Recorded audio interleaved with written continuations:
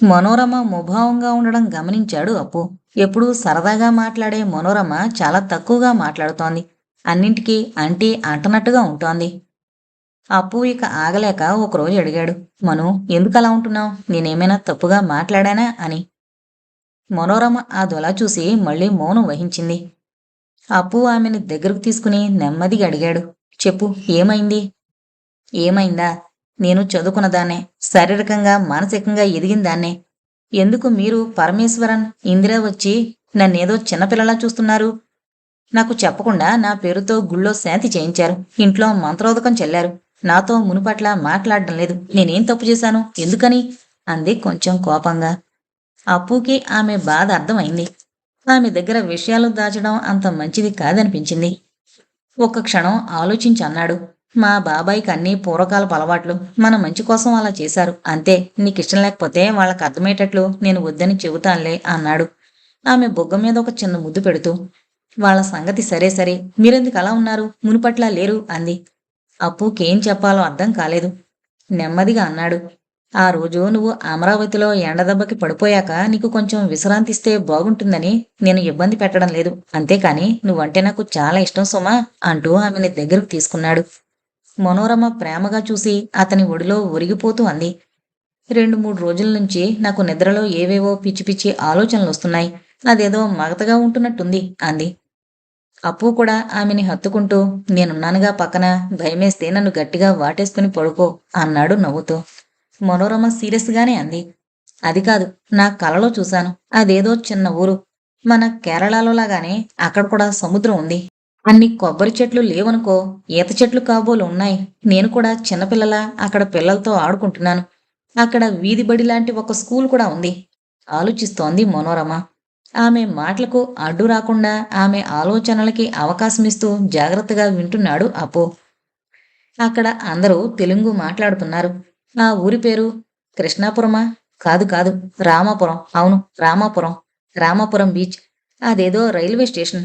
అక్కడ్నుంచి high school road. కొంచెం దూరం వెళితే మసీదు సందు. ఇంకా ముందుకు వెళితే రామాపురం బీచ్ రోడ్డు. దారిలో రైస్ మిల్ కూడా ఉంది. చెప్పడం ఆపేసింది మనోరమ. చాలాసేపు మౌనంగా ఉంది. కొంచెం సేపాగి, నీ కలలో ఇంకా ఏం చూశావు అని అడిగాడు. సాధ్యమైనంత సౌమ్యంగానే అడిగాడు.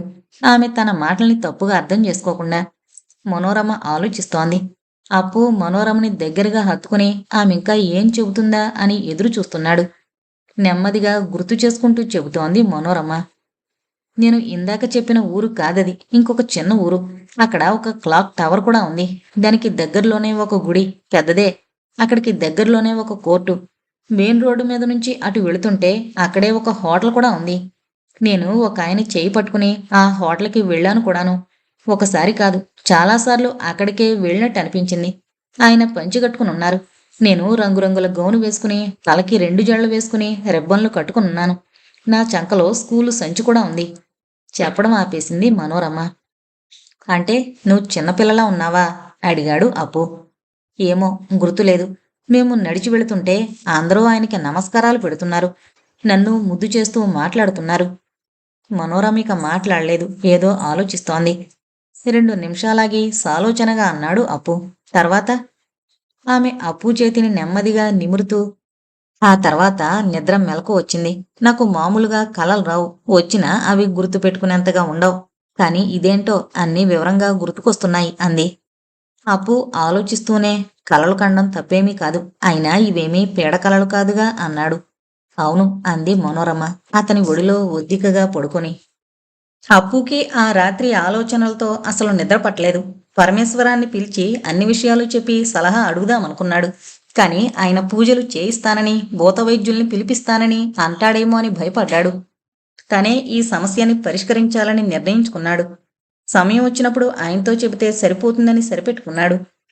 యూనివర్సిటీలో సాకేత్రామ్ అని అప్పుకి తెలిసిన ఫిజిక్స్ లెక్చరర్ ఒక ఆయన ఉన్నాడు. అతను కూడా అప్పు వయసువాడే కనుక కొద్ది రోజుల్లోనే ఇద్దరూ మంచి స్నేహితులయ్యారు. అతను ఉద్యోగంతో పాటు సరదాగా కొన్ని సాంస్కృతిక కార్యక్రమాల్లో మ్యాజిక్ చేస్తుంటాడు. ఇంగ్లీషు, తెలుగు, డిటెక్టివ్ నవలలు విపరీతంగా చదువుతుంటాడు. ఎర్లీ స్టాన్లీ గార్డ్నర్ సృష్టించిన Perry mason sir Arthur కానన్ dial సృష్టించిన షెర్లాక్ హోమ్స్ అన్నా చాలా ఇష్టం. సాకేత్రాంతో అప్పు అమరావతిలో జరిగిన విశేషం, మనోరమ కలల గురించి అన్నీ చెప్పాడు. సాకేత్రం అన్నీ శ్రద్ధగా విన్నాడు. ఆ మొదటి ఊరి పేరు, వివరాలు మళ్ళీ చెప్పు అని అడిగాడు. అప్పుడు తను గుర్తు కోసం రాసుకున్న కాగితం అతని చేతికి అందించాడు. Ramapuram, Ramapuram beach, railway station, అక్కడి నుంచి హై స్కూల్ రోడ్డు, కొంచెం దూరంలో మసీద్ ఉంది. ఇంకా ముందుకు వెళితే రామాపురం బీచ్, దారిలో రైస్ మిల్లు కూడా ఉంది. అది దాటితే సముద్రం. అది చదివి పెద్దగా అరిచాడు సాకేత్రాం. అప్పు, ఇదెక్కడో నాకు బాగా తెలుసు అని. మా తెలుగులో ఒక సామెత ఉంది, తంతే గారెల బుట్టలో పడ్డావని. అలా ఉందిది. నేను పెరిగిన ఊరికి అది చాలా దగ్గరే. గుంటూరు జిల్లా దాటి ప్రకాశం జిల్లాకి వెళ్ళగానే వస్తుంది చీరాల అని ఒక ఊరు. చేనేత బట్టలకి ప్రసిద్ధి. అక్కడి నుంచి సముద్రం వైపు వెళితే వచ్చేదే రామాపురం, రామాపురం బీచ్. అక్కడికి వెళ్లేదే రామాపురం బీచ్ రోడ్డు. ఆ రోడ్డుకి దగ్గరగానే రైసు మిల్లు కూడా ఉంది. చీరాల రైల్వే స్టేషన్ దగ్గరలోనే ఉంది హై స్కూల్. అక్కడే నేను చదివింది. నా ఫ్రెండ్ మీరా సాహెబ్ ఆ మసీదు సందులోనే ఉండేవాడు. అయినా ఇవన్నీ ఇంత వివరంగా ఇప్పుడే కేరళ నుంచి వచ్చిన మీ ఆవిడికి ఎలా తెలుసు? అడిగాడు సాకేత్రాం ఆశ్చర్యపడుతూ. అప్పుకి తల తిరిగిపోయింది. అవునా? మరి మనోరమకి ఇవన్నీ ఎలా తెలిసాయి? అన్నాడు నెమ్మదిగా. తను విన్న మాటలు నమ్మలేకపోతున్నాడు. సాకేత్రం ఒక క్షణం ఆలోచించాడు. ఇదేదో వింతగా ఉంది, కొంచెం నెమ్మదిగా ఆలోచిద్దాం అన్నాడు. ఇదేదో దెయ్యాలు భూతాల సంబంధం కాదు కదా? ఆలోచిస్తూ మనసులో మాట బయట పెట్టాడు అప్పు. నవ్వాడు సాకేత్రం. నాకలాంటి వాటి మీద నమ్మకాలు లేవు. మంచి సైకాలజిస్టుతో మాట్లాడొచ్చు. కానీ ఈలోగా ఒక పని చేద్దాం. వచ్చే ఆదివారం నేను సుశీల మా కారులో వేటపాలెం వెళదాం అనుకుంటున్నాం. సుశీల వాళ్ళ అమ్మగారిని చూసి చాలా రోజులైంది. వెళదామంటోంది. సుశీలని అక్కడ దించేసి మనం ముగ్గురం చీరాల రామాపురం వెళదాం.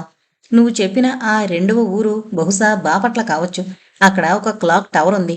దానికి దగ్గరలోనే ఒక గుడి, భావనారాయణ గుడి. దానికి దగ్గరలోనే ఒక కోర్టు, అక్కడే ఒక హోటల్ కూడా ఉంది. చీరాలకి బాపట్ల చాలా దగ్గరే.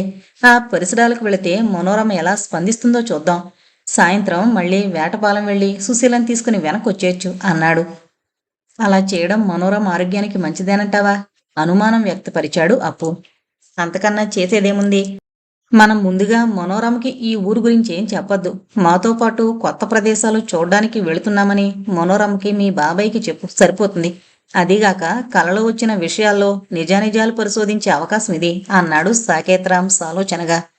అలాగే, కలలే నిజమవుతాయేమో చూద్దాం అన్నాడు అప్పు తల ఊపుతూ. 3వ రోజు సెమినార్ ఆఖరి రోజున మొదటి ప్రసంగమే ప్రొఫెసర్ నారాయణరావుది. ఆయన మిత్రులతో ముందుగా చెప్పినట్టే ఉంది. ఆ ప్రసంగం పేరు కూడా మనసా కవ్వించకే అని. మనిషి జీవితంలో మనసు వహించే పాత్ర ఎంతో ముఖ్యమైంది. మంచికి కాని చెడుకు కాని ఈ మనసాడే ఆటలు మనకింకెక్కడా కనిపించవు. అసలు ఈ మనసు అనేదేంటి? ఇది శరీరంలో ఒక భాగమా? దీనికి రంగు రూపమున్నాయా?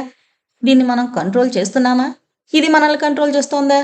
మనసుని మన చేతుల్లో పెట్టుకుంటే మోక్షానికి దారి చూపిస్తుందని కొన్ని మతాలు చెబుతున్నాయి కదా. మరి మన మనసు మన చేతుల్లో ఉండదా? మరి ఈ భౌతిక ప్రపంచంలో మనం దాని చేతుల్లో ఉన్నామా? భాషాపరంగా గుండె హృదయం ఎలా అవదో మెదడు అలాగే మనసు అవదు.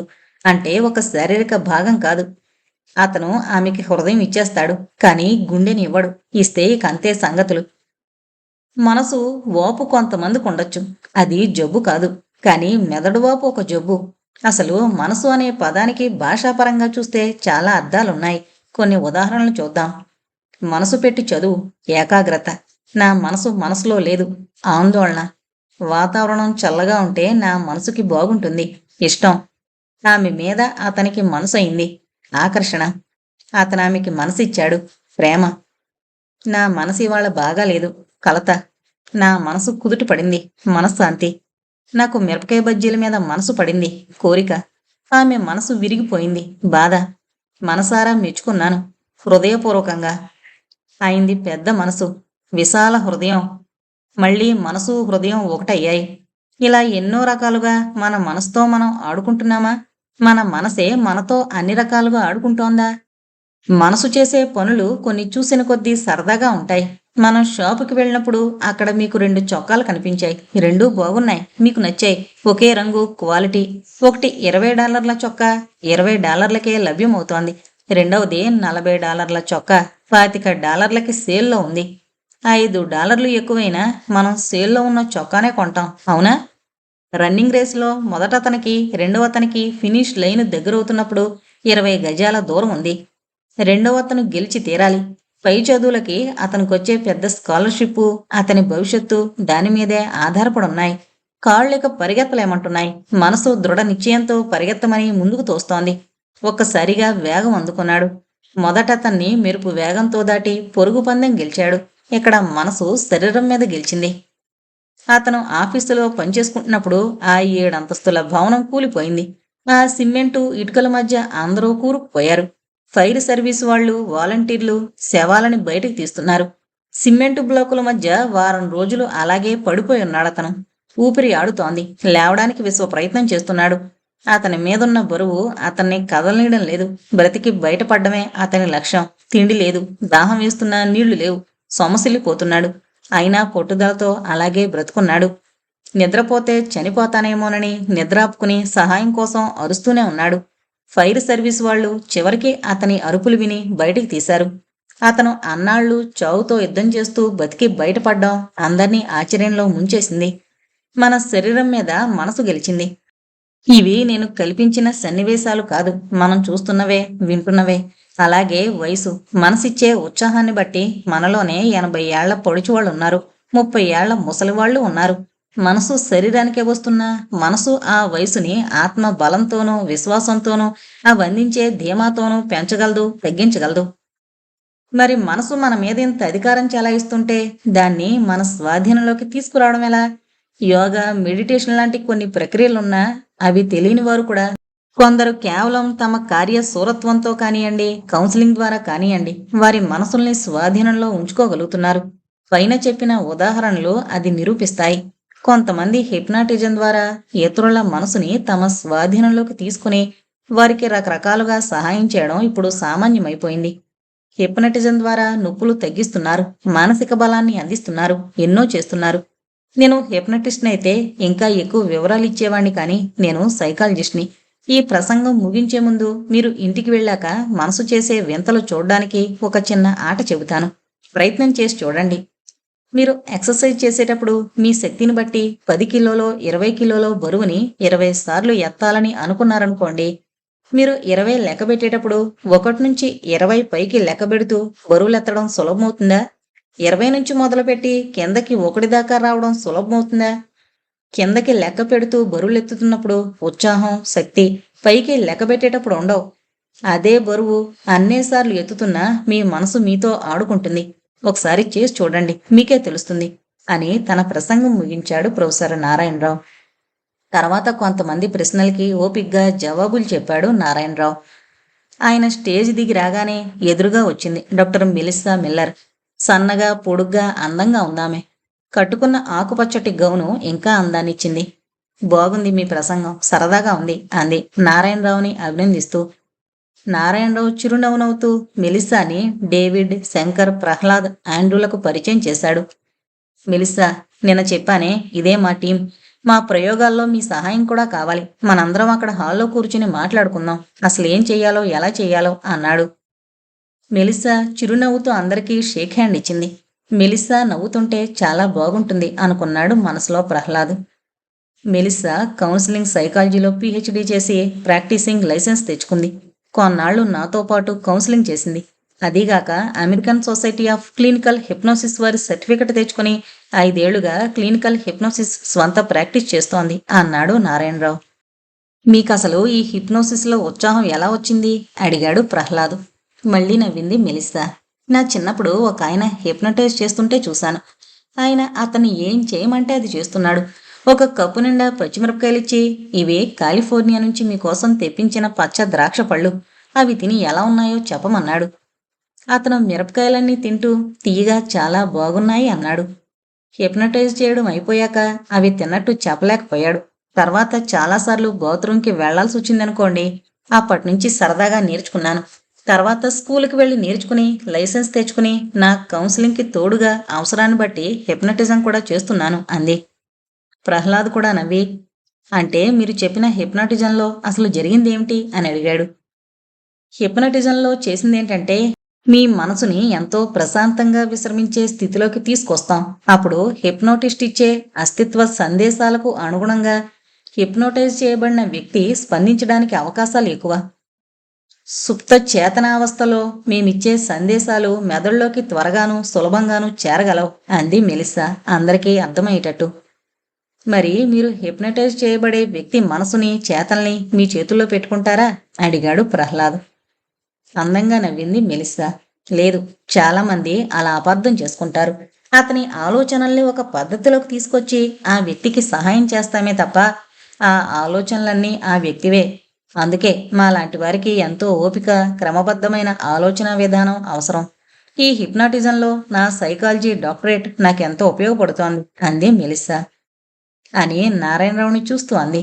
మనసు చేసే మాయల గురించి మా గురువుగారు మీకెన్నో కథలు చెప్పగలరు. వాటి ముందు నేను చెప్పేవెంత. మీ మిత్రులకి డాక్టర్ ఆలివర్ సాక్స్ స్వానుభవం చెప్పండి. ఏంటది చెప్పండి అన్నాడు శంకర్ కుతూహలంతో. డాక్టర్ నారాయణరావు ఒక నిమిషం ఆలోచించి అన్నాడు. ఇది మనసు చేసే వింతల్లో నాకెంతో నచ్చిన కథ. ఇక్కడ అమెరికాలో జరిగిన కథ. Doctor Oliver Sacks to see and not see అనే పుస్తకంలో రాశారు కూడాను. వర్జిల్ చిన్నప్పుడే గుడ్డివాడైపోయాడు. పెరుగుతున్న కొద్దీ గుడ్డివాడైనా అందరిలా మామూలు మనిషిలా జీవించాలన్న కోరిక అతనిలో పెరిగిపోయింది. ఎంతో ప్రేమిస్తున్న అక్క జెన్నీ తన దగ్గరే ఉండమనంటున్నా వెనక ఒంటరిగా జీవితం మొదలుపెట్టాడు. రెండు కళ్ళు లేని అతను తన మనసుతో ప్రపంచాన్ని చూడడం మొదలుపెట్టాడు. అందరిలా అతను రోడ్డు మీద నడుస్తాడు. తన పనులు తనే చేసుకుంటాడు. ఉద్యోగం చేసుకుంటూ వర్జిల్ ఒక సామాన్యుడిగా తన బ్రతుకు తను బ్రతకగలుగుతున్నాడు. ఒక చోటు నుంచి ఇంకో చోటుకి వెళ్లాలంటే అతని మనసు ఎన్ని అడుగులు వెయ్యాలో లెక్కలు కట్టి అవసరమైనప్పుడు ఆ సమాచారాన్ని గుర్తుకు తెచ్చి అతన్ని నడిపిస్తోంది. అలాగే గొంతులను బట్టి మనుషుల్ని గుర్తిస్తాడు. స్పర్శ జ్ఞానం వల్ల కుర్చీ, పుస్తకం, కంచం, పెన్ను, స్టవ్, ఫ్రిడ్జ్ మొదలైన వస్తువుల్ని గుర్తిస్తాడు. మనకి కళ్ళు చేసే పనులన్నీ మనసుకి అప్పజెప్పేశాడు వర్జిల్. అప్పుడే పరిచయమైంది ఒక అందమైన అమ్మాయి. ఆమె పేరు ఏమి. అతని జీవితాన్ని చూసి అబ్బురపడింది. అతను ఆమె ముఖాన్ని తడుముతుంటే అది శృంగారపరంగా కాదని, కేవలం మనిషిని మనసుతో గుర్తు పెట్టుకోవడానికేనని అర్థం చేసుకుంది. అతని మీద ప్రేమ కూడా పెంచుకుంది. అతనికి కళ్ళొస్తే బాగుంటుందని ఆశపడింది. అంతటితో ఆగక తను చేయగలిగిన ప్రయత్నాలన్నీ చేసింది. చివరికి ఇలాంటి ప్రయోగాలు ఎన్నో చేస్తున్న కళ్ళ డాక్టర్ చార్లీ ఆరన్ కాట్రాక్ట్ స్టాఫ్ టిష్యూని తొలగించి ఆపరేషన్ చేస్తే చూపు తిరిగి వచ్చే అవకాశాలు ఉన్నాయన్నాడు. కానీ దీనికి వర్జిల్ అక్క జెన్నీ ఒప్పుకోలేదు. వర్జిల్ని చిన్నప్పుడు కళ్ళల్లో సూదులు గుచ్చి ఆపరేషన్లు చేసి ఎంతో బాధ పెట్టారని, ఇప్పుడు మళ్ళీ అవన్నీ చేసి అతనలా బాధ పెట్టడం సబబు కాదంది. జెన్నీకి అతనికి చూపు వస్తుందన్న ఆశ లేదు. వర్జిల్ కూడా అదే అన్నాడు. అదీగాక అంత డబ్బు ఖర్చు పెట్టలేనన్నాడు. డాక్టర్ ఆరన్ తన రీసెర్చ్ కోసం ఈ ఆపరేషన్ ఉచితంగా చేస్తానన్నాడు. చివరికి ఏమీ అందర్నీ ఒప్పించి ఆపరేషన్ చేస్తుంది. అతనికి చూపొచ్చిందా అడిగాడు డేవిడ్. వస్తుంది, కానీ ఇక్కడే కథ మలుపు తిరుగుతుంది. వర్జిన్ కళ్ళు పనిచేస్తున్నా దేన్ని చూసి గుర్తించలేడు. అతను ఇంకా అన్నీ మనసుతోనే చూస్తాడు, కానీ కళ్ళతో కాదు. కుర్చీని ముట్టుకుంటే కాని కుర్చీగా గుర్తించలేడు. వస్తువులనే కాదు, అక్క జెన్నీని, స్నేహితురాలు ఏమీని, తన పెంపుడు కుక్కని కూడా తడిమితేనే కాని ఎవరో చెప్పలేడు. లేదా గొంతు వినాలి. ట్రాఫిక్ ఉన్నప్పుడు కళ్ళు మూసుకుని శబ్దాల గుర్తింపుతో నడవగలడు, కానీ కళ్ళు తెరుచుకుని చూస్తూ వెళుతూ కారు కింద పడబోతాడు. అతని కళ్ళు మెదడుకివ్వవలసిన సూచనలిచ్చినా ఎన్నో ఏళ్లుగా ఇంకో పద్ధతికి అలవాటు పడిన మనసుకు మాత్రం అవి అందేవి కావు. అతను కళ్ళున్న కళ్ళతో చూడలేడు. మనసు చేసే వింతల్లో ఎంతకన్నా వింత ఏముందంటారు అన్నాడు నారాయణరావు. తర్వాత ఏమైంది అడిగాడు ప్రహ్లాద్. చిన్నగా నవ్వాడు నారాయణరావు. మన ప్రస్తుత కథకి అది అనవసరం. ఎట్ ఫస్ట్ సైట్ అని ఈ కథని సినిమాగా కూడా తీశారు. మన ఇంట్లో DVD ఉందలే, చూద్దు గాని. మనసు చేసే ఆటల్ని చెబుదామని ఈ కథ చెప్పాను అన్నాడు.